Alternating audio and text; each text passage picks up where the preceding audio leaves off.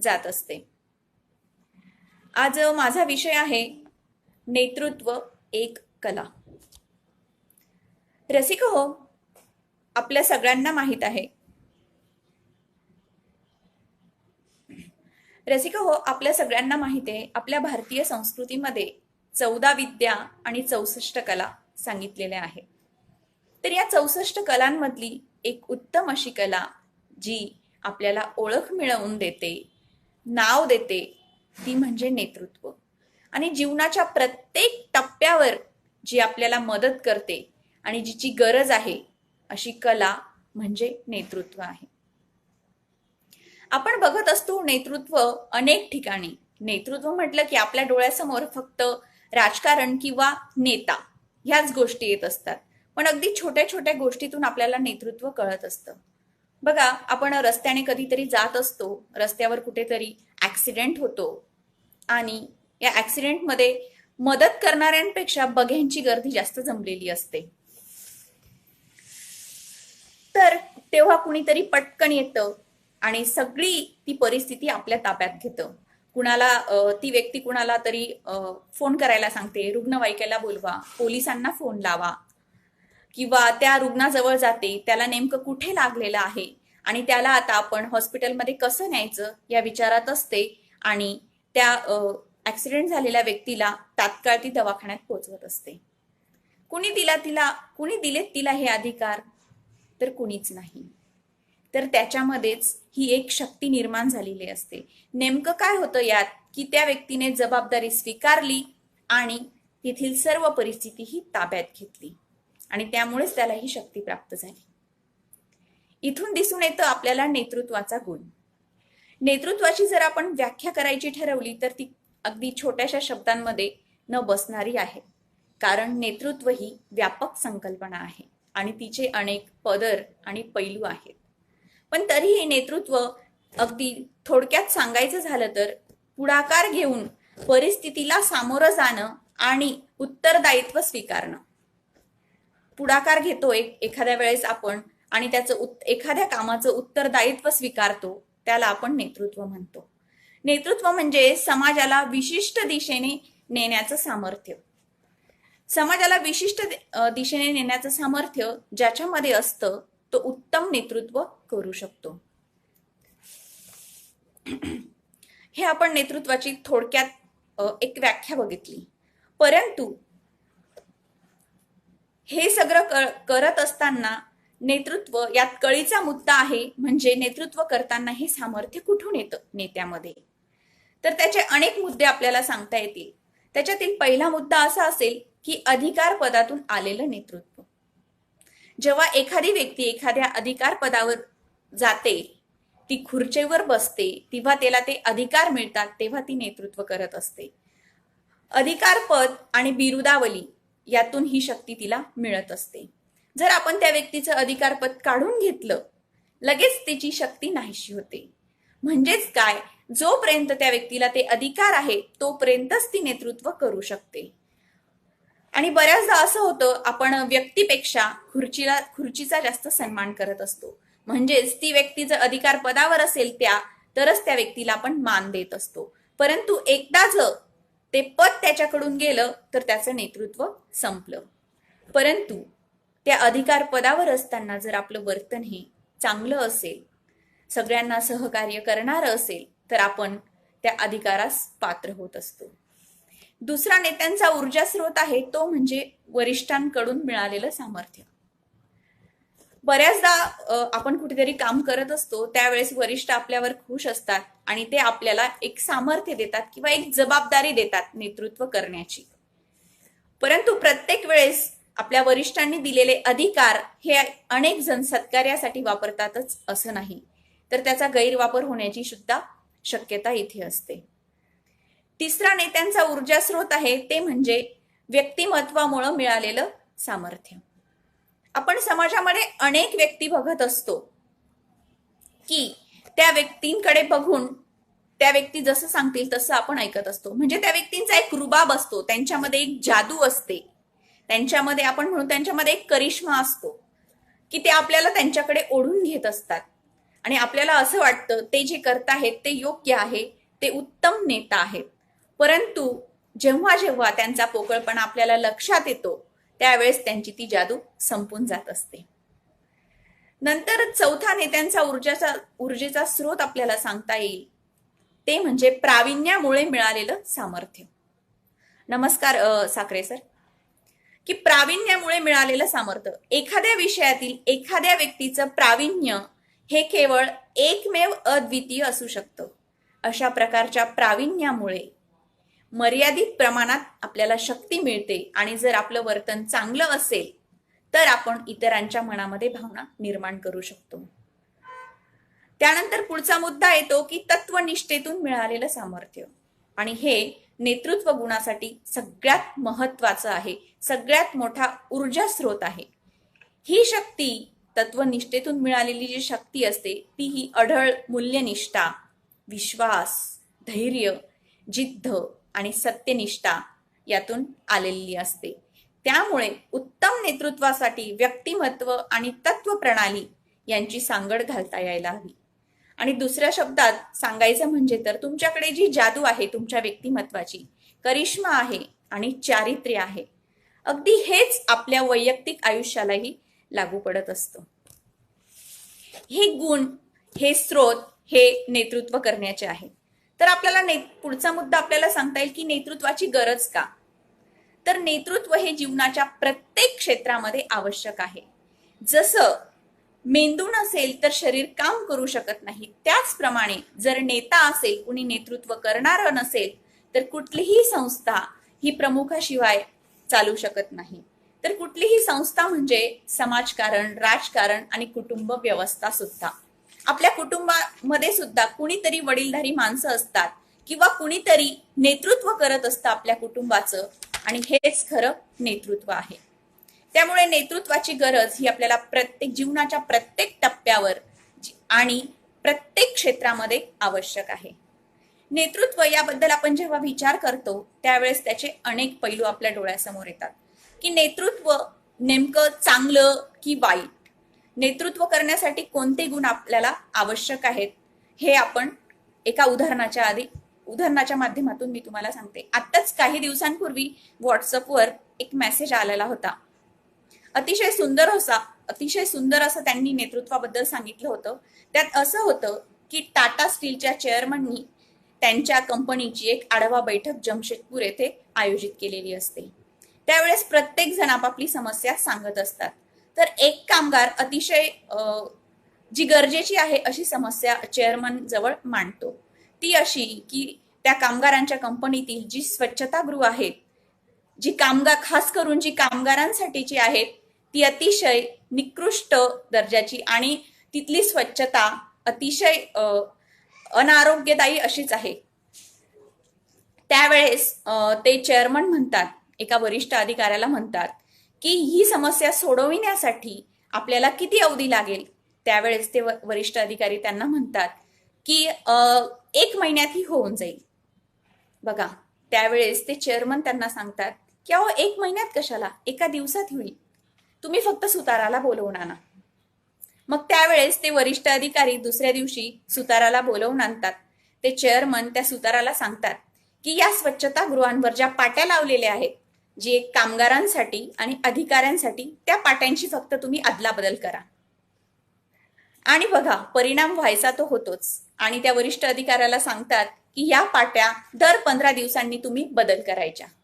म्हणजेच काय, जी पाटी कामगारांसाठी, जी स्वच्छतागृह कामगारांसाठी होतं ते आता अधिकाऱ्यांसाठी झालं, आणि मग आपोआपच त्या स्वच्छतागृहांची स्वच्छताही होऊ लागली. आणि पाट्या बदलल्यामुळे आलटून पालटून दोन्हीकडचे स्वच्छतागृह हे अत्यंत चांगल्या दर्जाचे झाले. हे खरं नेतृत्व. तर या उदाहरणावरून आपल्याला 2 गोष्टी नेतृत्वाच्या सांगता येतील की एक म्हणजे समस्या ओळखण्यासाठी तुम्हाला चिकित्सक विचारांची गरज हवी. नेता हा चिकित्सक असला पाहिजे, नेमकी समस्या कोठे आहे हे त्याला समजायला हवं. आणि दुसरी म्हणजे समस्या सोडविण्यासाठी सर्जनशील विचारांची आवश्यकता आहे. एकदा जर तुम्हाला समस्या माहिती झाली तर ती समस्या लवकरात लवकर कशा प्रकारे सोडवता येईल हे विचार, ही नवनिर्माण क्षमता तुमच्याकडे असायला हवी. तर तुम्ही उत्तम नेता होऊ शकता आणि उत्तम प्रकारे नेतृत्व करता येऊ शकतं. नेतृत्व हे अधिकार पदापेक्षा सुद्धा खूप वरचं असतं. आपण नेतृत्वाचे सुरुवातीला अनेक स्रोत बघितले, परंतु जर जन्मजात तुम्हाला नेतृत्व करण्याची कला असेल तर ही तुमच्या कामाला न्याय देऊ शकते. आपल्याला घोडेस्वाराचं उदाहरण कदाचित माहिती असेल, बऱ्याच जणांनी ऐकलं असेल की एकदा एक घोडेस्वार जंगलातून जात असतो. त्यावेळी काही सैनिक लाकडाचे ओंडके गाडीत भरण्याचं काम करत असतात आणि एक अत्यंत जड ओंडका असतो. तो उचलण्याकरता ते खूप सारे धडपड करत असतात आणि ही धडपड बघत एक अधिकारी त्यांच्याजवळ उभा असतो. तो घोडेस्वार तिकडून येतो आणि त्या अधिकाऱ्याला म्हणतो, का हो तुम्ही या सैनिकांना मदत का करत नाही? त्यावेळी तो अधिकारी म्हणतो, माझं काम फक्त त्यांच्याकडनं काम करवून घेणं आहे आणि आदेश देणं आहे, त्यांना मदत करणं नाही.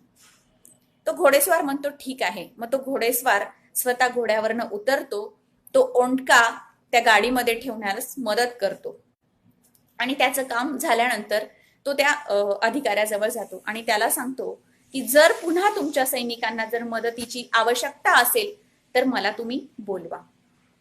आणि मग नंतर तो अधिकारी चौकशी करतो की कोण होती ही व्यक्ती, तर ती व्यक्ती होती जॉर्ज वॉशिंग्टन. रसिकांनो बघा, नेता फक्त अधिकार पदावर असताना फक्त काय म्हणतात त्याला, आदेश देणारा किंवा फक्त खुर्ची गरम करणारा असू नये, तर तो मैदानात उतरून काम करणारा असला पाहिजे. म्हणूनच म्हणतात की नेतृत्व हे अधिकार पदापेक्षा हे खूप वरचं असतं. पद आणि आदेश या दोन गोष्टींना जर नेत्याने महत्व दिलं तर त्याच्या खाली काम करणारी माणसं सुद्धा त्याची किंमत करत नसतात. पद आणि आदेश या गोष्टींना महत्व देण्यापेक्षा काम करणारी माणसं याचा विचार आपण करायला हवा. आणि जो मैदानात उतरून काम करू शकतो तोच खरं नेतृत्व करू शकतो. असे अनेक आपल्याला उदाहरणं माहिती आहेत की त्यांनी उत्तम असं नेतृत्व निभवलेलं आहे. मैदानात उतरून काम करण्याचं उत्कृष्ट उदाहरण म्हणजे रतन टाटांचं आहे. ते सुद्धा मी मागे एक व्याख्यान ऐकलं होतं. त्या व्याख्यानामध्ये ते एक वक्त्यांनी अतिशय उत्तम पद्धतीने ते सांगितलं की रतन टाटांचं उदाहरण असं आहे की ते एकदा एका मीटिंगसाठी त्यांच्या गाडीने नाशिकला जात असतात.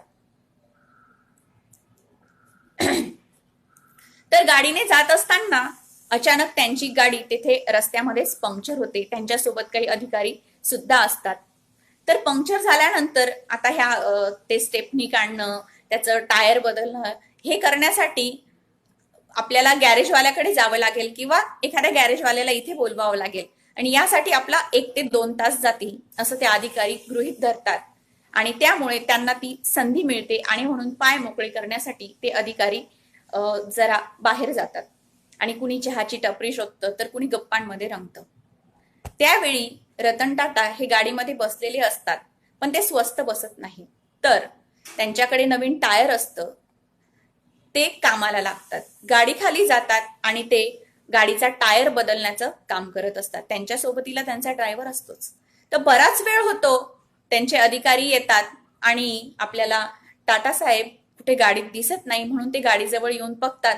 तर स्वतः रतन टाटा हे गाडीचं पंक्चर काढत असतात आणि जो त्यांचा ड्रायव्हर असतो तो नट फिट करत असतो. त्यावेळी हे पाहून त्या अधिकाऱ्यांना चक्क घाम फुटतो की खरंच अधिकारी कसा असावा, नेतृत्व कसं असावं, या मोठ्या माणसांनी आपल्याला सांगून ठेवलेलं आहे. आणि जी कार्यकर्त्यांच्या बरोबरीने काम करतात किंवा अधिकाराला महत्व न देता कामाला महत्व देतात, तीच नेतृत्वाची आदर्श उदाहरणं निर्माण करू शकतात. सगळ्यात मोठं नेतृत्वाचं उदाहरण आपल्याला घेता येईल ते म्हणजे शिवाजी महाराजांचं. जेव्हा आपण आपल्या कार्यकर्त्यांना, जेव्हा आपण जीवाभावाची कार्यकर्ते केव्हा निर्माण करतो, जेव्हा आपण कार्यकर्त्यांसोबत काम करत असतो, मैदानामध्ये उतरून त्यांना आपलंसं करत असतो, त्यांच्या भावना जेव्हा आपण समजून घेतो, तेव्हाच जीवाला जीव देणारी कार्यकर्ते मंडळी ही आपल्याला मिळत असते. शिवाजी महाराज असेच राजा झाले का? तर नाही. तर सैनिकांसोबत त्यांनी जे मावळे जमवले होते त्या मावळ्यांसोबत ते स्वतः लढायला गेले आणि म्हणूनच ते एक आदर्श राजा झाले आणि त्यांना जीवाला जीव देणारे मावळे सुद्धा मिळाले. नेतृत्व करीत असताना ते सक्षम नेतृत्व हवं आणि जर सक्षम नेतृत्व असेल तरच आपण एक उत्तम नेता होऊ शकतो किंवा आपण उत्तमरित्या नेतृत्व करू शकतो. समाज जीवनात प्रशासनात परिवर्तन येऊच शकत नाही जर सक्षम नेतृत्व नसेल तर. योग कर्मसु कौशल्यम ही योगाची व्याख्या श्रीकृष्णाने सांगितलेली आहे.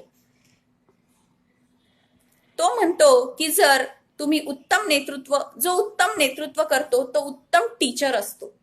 म्हणजेच काय, आपल्या उत्तम नेतृत्वातून तो अनेकांना चांगली शिकवणही देत असतो. नेतृत्व करत असताना पुढचा पैलू आपल्याला बघता येईल की तुमच्याकडे उत्तम निरीक्षण क्षमता हवी. जर तुमच्याकडे उत्तम निरीक्षण क्षमता असेल तर तुम्ही समस्या शोधू शकतात किंवा काम करताना कोणते अडथळे येतात हे जाणून घेऊ शकतात. एका कारखान्यामध्ये एक मशीन बंद पडतं आणि ते मशीन बंद पडल्यानंतर तिथले अनेक लोक प्रयत्न करून बघतात ते मशीन चालवण्याचा, पण त्यांना काही ती समस्या सापडत नाही. मग ते एका स्पेशल व्यक्तीला बोलवतात आणि ते मशीन दुरुस्त करायला सांगतात. 20 मिनिटं होतात, ती व्यक्ती काहीच करत नाही, फक्त इकडे तिकडे बघत असते आणि ते मशीन चालवून बघत असते. त्या मशीनमध्ये नेमका आवाज कुठे येतो हे ती बघत असते आणि मग अचानक हातोडा घेते आणि एका बरोबर ठिकाणी तो हातोडा मारते आणि त्यानंतर मग त्या अधिकारी जो असतो तिथला त्या अधिकाऱ्याला बिल पाठवते कामाचं. ते बिल असतं 10,000 रुपये. तो अधिकारी चकित होतो. तो म्हणतो की एक हातोडा मारायचे 10,000 रुपये कसे काय? त्यावेळी तो म्हणतो की मला सविस्तर तुम्ही बिल पाठवा, म्हणजे कशासाठी किती खर्च. तर त्यावेळेस तो त्या बिलामध्ये लिहितो की हातोडा मारण्याचे 2 रुपये आणि हातोडा कुठे मारायचा यासाठीचे उरलेले सगळे पैसे. यावरून आपल्याला सिद्ध होतं की तुम्ही काम किती करतात हे महत्वाचं नाही, तर काम तुम्ही कशा प्रकारचं करतात, म्हणजे तुमच्याकडे किती ज्ञान आहे कामाचं हे खूप यासाठी महत्वाचं आहे. म्हणूनच सांगता येईल की तुमच्याकडे ही उत्तम निरीक्षण क्षमता हवी. त्याच्याकडे उत्तम निरीक्षण क्षमता होती, म्हणूनच त्याने अचूक समस्या काय आहे, कुठे काय म्हणतात, कुठे नेमकं आपलं चुकतं आहे हे ज्याला कळतं तोच उत्तम नेतृत्वाचा मार्ग हा इतरांना दाखवू शकतो. नेता हा सर्वांना सोबत घेऊन चालणारा असावा. बऱ्याचदा कसं होतं, एखादा नेता असला तो फक्त हुकूम करत असतो की तुम्ही असं करा, तुम्ही तसं करा, आणि ते करत असताना पण त्याच्यामध्ये ढवळाढवळ करत असतो. तर आपल्यासोबत जे काम करणारे आहेत त्यांना आपण नेहमी सोबत घेतलं पाहिजे. जर त्यांची मतं आपण विचारात घेतली की नेमकं तुम्हाला काय हवं आहे किंवा नेमकं कुठे जर काही अडचणी येत असतील तर त्यांच्या अडचणी आपण ऐकून घेतल्या पाहिजे. त्यावर आपण त्यांना सोल्युशन सांगितले पाहिजे, त्यांचे विचार ऐकून घेतले पाहिजे. जेव्हा आपण एखाद्याचे विचार ऐकून घेतो तेव्हाच त्याला वाटतं की मी योग्य ठिकाणी काम करतो आहे. अगदी घरातलं उदाहरण घ्या. घरामध्ये सुद्धा अनेक निर्णय घ्यायचे असतात, त्यावेळी सगळ्यांना सामावून घेतलं जात नाही बऱ्याचदा. तर मग कुणीतरी एखादी व्यक्ती असते ती म्हणते की नाही हे योग्य आहे, परंतु असेही घरं आहेत, अशीही कुटुंब आहेत ज्यामध्ये अगदी स्त्रियांना आणि लहान मुलांची मतं सुद्धा विचारात घेतली जातात. काय होतं, याच्यामुळे घरामध्ये एकोपा हा टिकून राहत असतो. म्हणजे जो नेतृत्व करतो तो सर्वांना घेऊन चालत असतो आणि त्याच्यामुळे कदाचित अशा गोष्टी असतात ज्या नेत्याला कळत नसतात नेमक्या समस्या, परंतु त्या घरातील इतर सदस्यांना किंवा काम करणाऱ्या कंपनीमध्ये काम करणाऱ्या इतर सदस्यांना, समाजात काम करणाऱ्या अनेक लोकांना त्या माहिती असतात. त्यामुळे नेतृत्व करणाऱ्या नेत्याने सर्वांना सोबत घ्यायला हवं, त्यांचे विचार हे जाणून घ्यायला हवे आणि हे करत असताना मात्र वैयक्तिक मतभेद हे बाजूला ठेवायला हवे. आपलं वैयक्तिक कुणाशी तरी भांडण असतं आणि मग आपल्या अधिकार पदाचा वापर नेमका आपण तिथे करत असतो. आपण त्याला बऱ्याचदा म्हणतो की काटा काढत असतो. आज माझ्याकडे अधिकार आहे म्हणून मी त्या अधिकाराचा गैरवापर करता कामा नये. तर ती व्यक्ती कामाच्या बाबतीत जर अगदी योग्य आहे, व्यवस्थित तिचं काम करत आहे, मग आपण तिच्याशी वैयक्तिक जे भांडण असेल ते तिथे आणता कामा नाही. हे मतभेद आपण बाजूला सारायला हवेत. प्रत्येकाच्या कौशल्यानुसार नेत्याने सर्वांना समान संधी द्यायला हवी. अगदी म्हणजे एखादी समजा सामाजिक संस्था आहे, ती अनेक कार्यक्रम राबवते आहे, तर प्रत्येक त्याच्या खाली जे काम करणारी व्यक्ती आहेत, जे कार्यकर्ते आहेत, तर प्रत्येकात काहीतरी वेगवेगळे गुण आहेत. तर त्यांना प्रत्येकाच्या गुणानुसार त्यांना कामाची विभागणी करून आणि जे जे कार्यक्रम जे राबवायचे आहे, कुणाला स्टेज डेकोरेशन चांगलं जमत असेल तर त्याला ते काम करण्याची संधी आपण दिली पाहिजे किंवा त्याचं त्यावेळी कौतुक केलं पाहिजे. जर सर्वांना त्याच्या त्याच्या कलेनुसार गुणानुसार समान संधी नेता देत असेल तर त्या लोकांना त्या नेत्याबद्दल आत्मीयता वाटत असते आणि ते जास्त त्याच्या जवळ जात असतात. आणि मग नंतर जर त्याने काही दुसरं काम सांगितलं ते सुद्धा ते करायला मागे पुढे बघत नसतात. नेतृत्व करताना सुद्धा आपण काळानुरूप बदल करणं खूप गरजेचं आहे. बरेच लोक जे असतात की ती खुर्चीला अनेक वर्षापासून चिकटलेली असतात आणि काळ हा बदलत असतो. त्यांच्याकडची हाताखाली काम करणारी माणसंही बदलत असतात आणि मग काळानुसार बदलणं त्या व्यक्तीला अवघड होतं किंवा त्याला असं वाटतं की माझ्याकडे आज खुर्ची आहे, माझ्याकडे आज अधिकार आहे, म्हणून मी इतरांचं का ऐकावं. तर नाही, परंपरेनुसार तुम्ही काही गोष्टी करत आले असाल, परंतु काळानुसार काय बदल करायला हवे हे नेत्याने जाणून घ्यायला हवं. थोडक्यात काय तर त्याने अप टू डेट असायला हवं की आजच्या काळाला काय गोष्टी केल्या तर त्या उपयुक्त होणार आहेत. नाहीतर मग जुनं ते सोनं म्हणायचं आणि सगळं काही ज्या रूढी परंपरा आहेत त्याच आपल्या नेतृत्वामध्ये चालू ठेवायच्या असं नाही. जुनं ते सोनं हे नक्कीच आहे, परंतु जर तुम्ही काम करताना किंवा विचार करताना एखादा निर्णय घेताना जुन्या बरोबरच त्यात नवीन विचारांचा जर पाया रोवत असाल तर नक्कीच तुमच्या कर्तृत्वासाठी तुमच्या कार्यासाठी हा फलदायी राहणार आहे. आणि म्हणून म्हणतात की सोन्याच्या अंगठीत जर हिरा घातला तर त्या अंगठीची नजाकत ही वाढत असते. म्हणूनच जुनं जपत असताना नवीन त्याच्यामध्ये घालणं हे खूप गरजेचं आहे. आणि आपल्या विचारात नाविन्य आणणं हे त्याहून अधिक गरजेचं आहे. कारण जुनी वाट सोडायला अनेक लोकही तयारच नसतात की त्यांना असं वाटतं मी जे म्हणतो तेच बरोबर आहे. त्यावेळेस मग खूप समस्या निर्माण होतात आणि त्याचं नेतृत्व हे डळमळायला लागत असतं. मी जानेवारीमध्ये मी एका मीटिंगला गेली होती. मी नवीनच त्या कार्यक्रमामध्ये होती आणि त्या कार्यक्रमासंदर्भात ती मीटिंग होती. त्यावेळेस जे जुने लोक होते, जे अनेक वर्षापासून ते काम करत आहेत, तर त्यांनी अनेकांना जे इंटरेस्टेड आहेत त्यांना तिथे बोलवलं होतं की तुम्ही नवीन काही कल्पना असतील तर मांडा. माझ्यासोबत अनेक जण नवीन होते, 2-3 जणी लेडीज होत्या, त्या नवीन होत्या. त्यांच्या डोक्यामध्ये काही कल्पना होत्या, त्या कल्पना त्या मांडू लागल्या.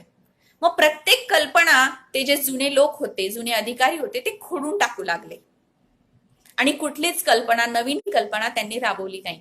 एक तर एकदम चिडून म्हटल्या की आपलं जे आधीपासून जे चालू आहे ते तसंच करायचं. मग नंतर हे सगळं पाहून मीही माझ्या मनातल्या काही कल्पना होत्या त्या मांडल्याच नाही आणि बाहेर आल्यानंतर मीटिंग संपल्यानंतर कुजबुज माझ्या कानाला ऐकू आली. अनेक लेडीज त्या बोलत होत्या की जर आमचं ऐकूनच घ्यायचं नव्हतं, आम्हाला समजूनच घ्यायचं नव्हतं, आम्हाला विचारच मांडू द्यायचे नव्हते, तर आम्हाला बोलवलंच कशाला.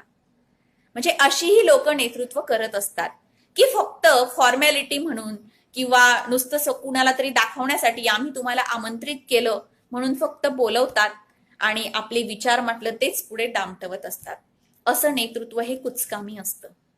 त्यामुळे नेता हा सर्वांना सोबत घेऊन चालणारा, जुनं टाकून देणारा, नव विचारांची रुजवात करणारा असला पाहिजे. त्याचप्रमाणे नेता हा कल्पक हवा. नवीन नवीन कल्पनाशक्ती त्याच्याकडे हवी. मग ते काम करताना काही गोष्टी जर राबवायच्या असतील नव्यानं, त्याच्यासाठी नव्यानं काय करता यायला हवं. त्याच्याकडे जर कल्पकता असेल तर विविधता असेल तर मग अनेक जण त्याच्यामध्ये रस घेत असतात. नेतृत्वाविषयी एक उत्तम असे अभ्यासक जे आहेत गाडे संदीप वासलेकर, ते फार महत्वाचा मुद्दा सांगतात की ह्या सगळ्या गोष्टी आहेत.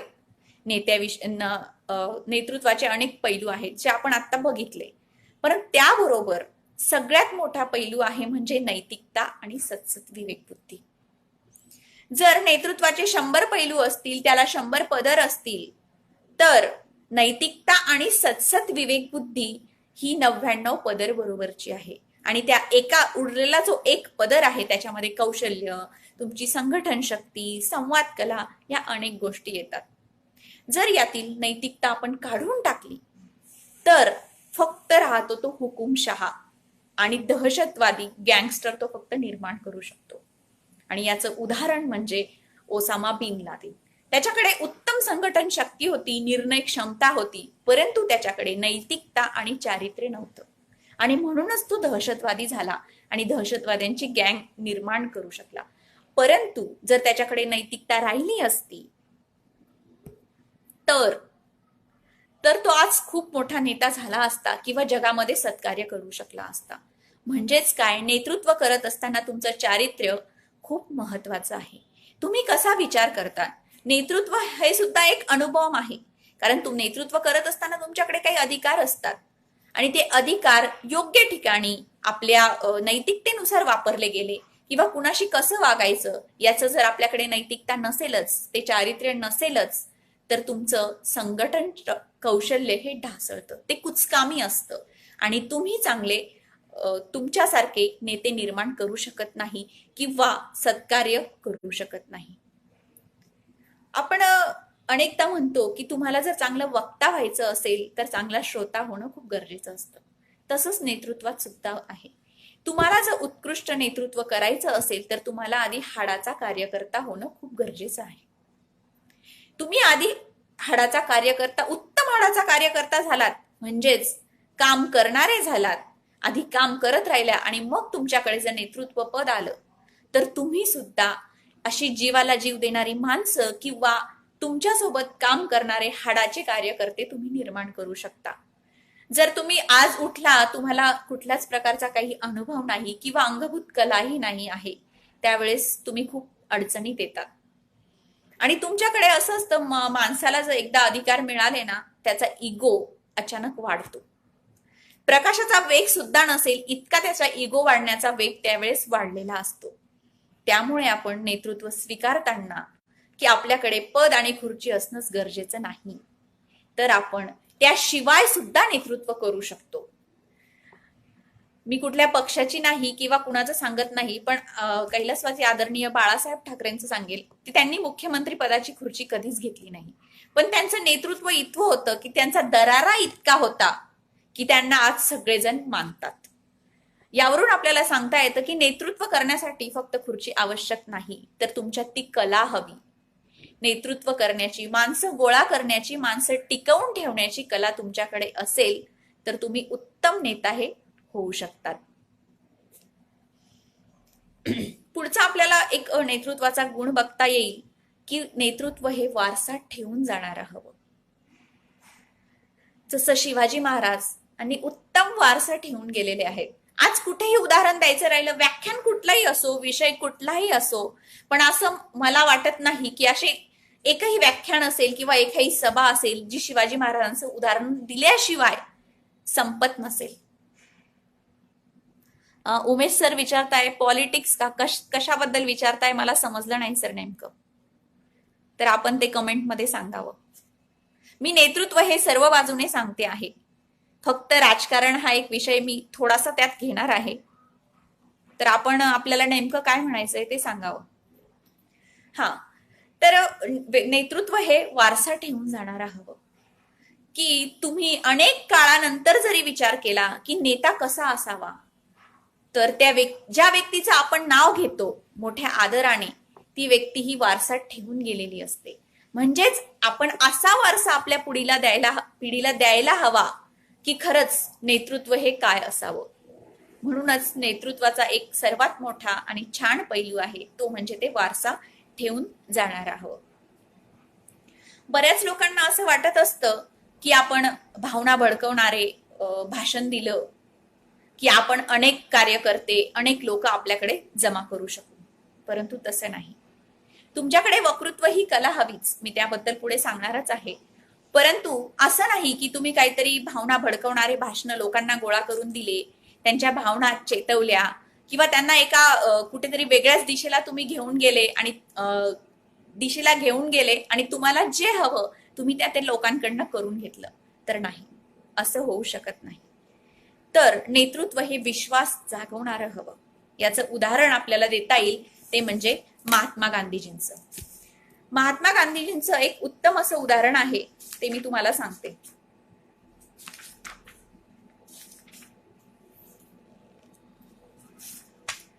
महात्मा गांधीजींनी कधी असे भावना भडकवणारे किंवा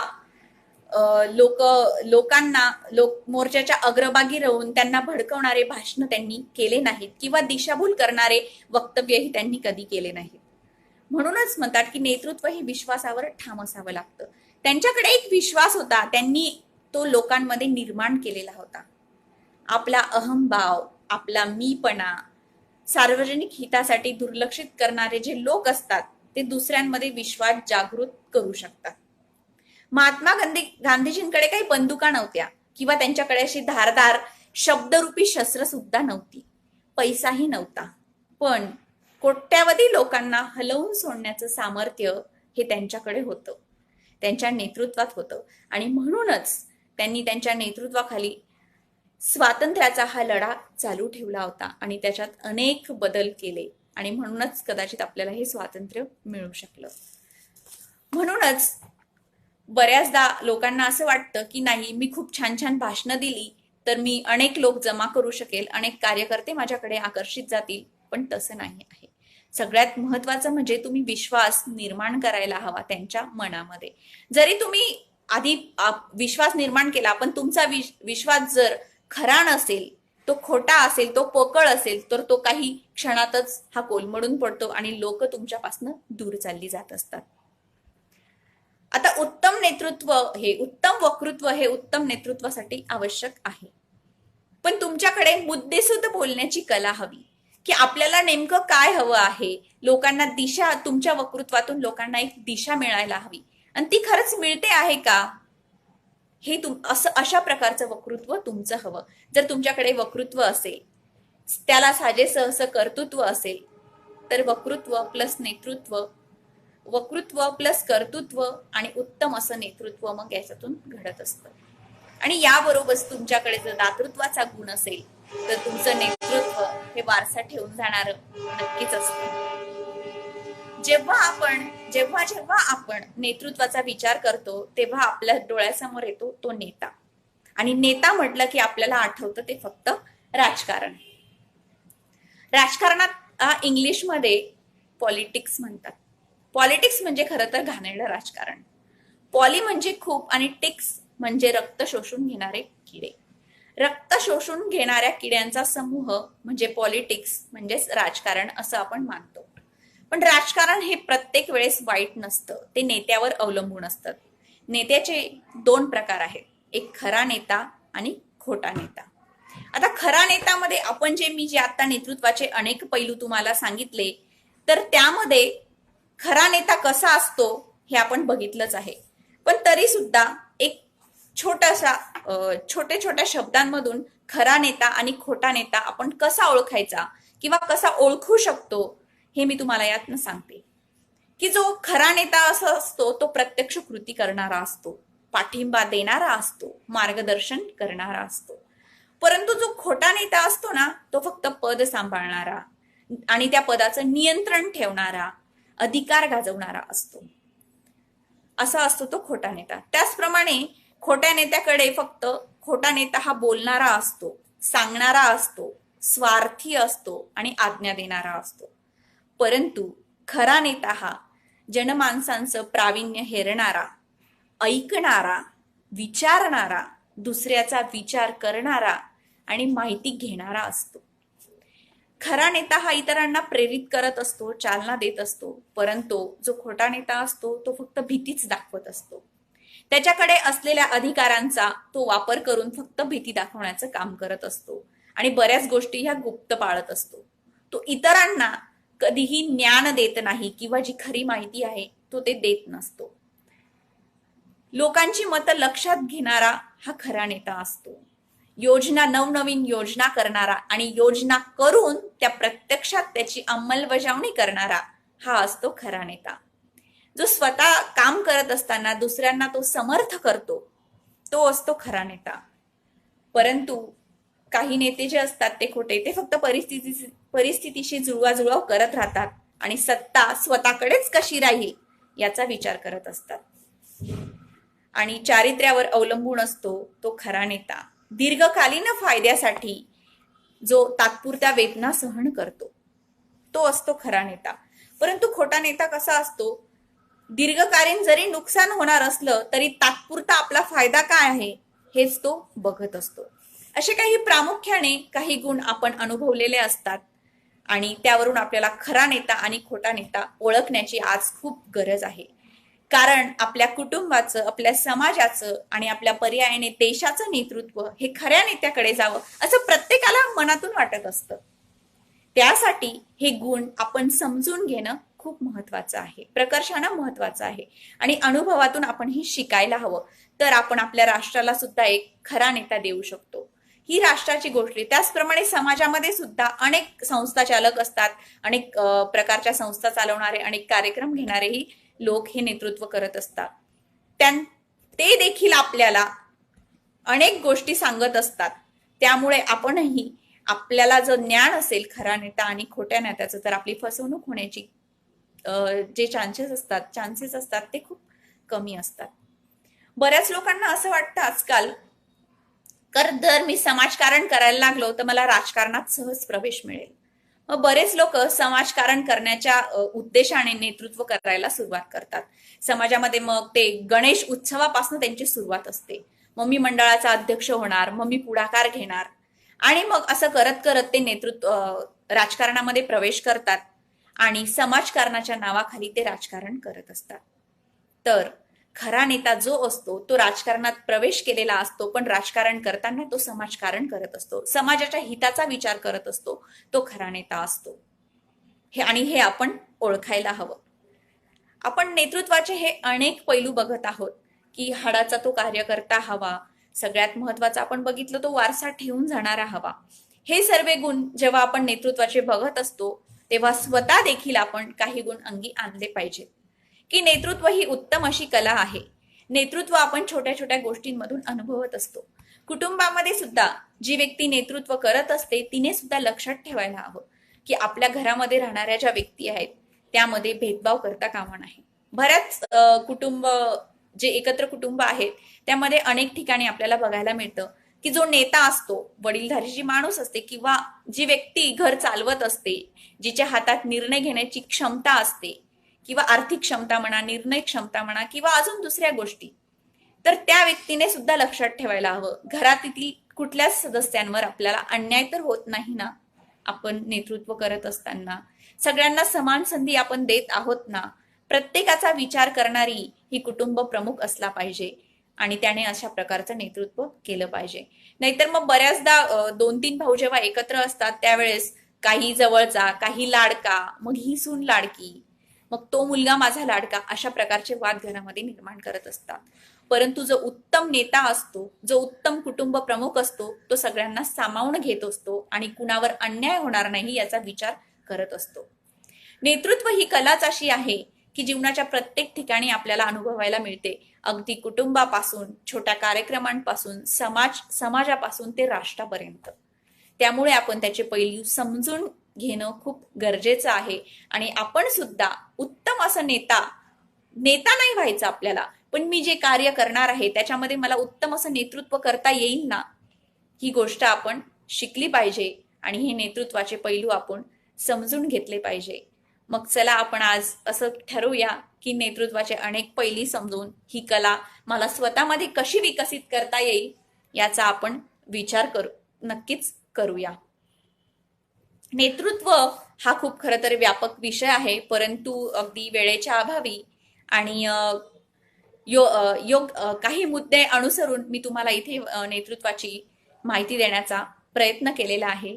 मला या व्यासपीठावर प्रकाश साखरे सरांनी ही संधी दिली, त्याचप्रकारे इतर पदाधिकारी श्रीकांत पाटील सर, त्याचप्रमाणे मानसी चिटणीस मॅडम, यांनीच मला साखरे सरांशी बोलायला सांगितलं होतं. त्यांच्यामुळे मला आज या व्यासपीठावर येता आलं आणि नेतृत्व या व्यापक विषयाविषयी थोडक्यात का होईना विषय मांडण्याची मला संधी मिळाली आणि खूप छान वाटतंय या व्यासपीठावर येऊन. या व्यासपीठाचं मी पेज बघितलं.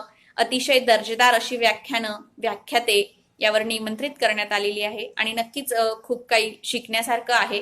आणि माझ्या आवडत्या कला यावर आहेत, त्या म्हणजे वक्तृत्व, सूत्रसंचालन. त्यामुळे मला या पेजवर यायला खूप आनंद झालेला आहे आणि यापुढे पण अनेकांना संधी देण्याचं काम साखरे सर करत आहेत आणि यापुढे आपल्यालाही सगळ्यांनाच संधी मिळणार आहे.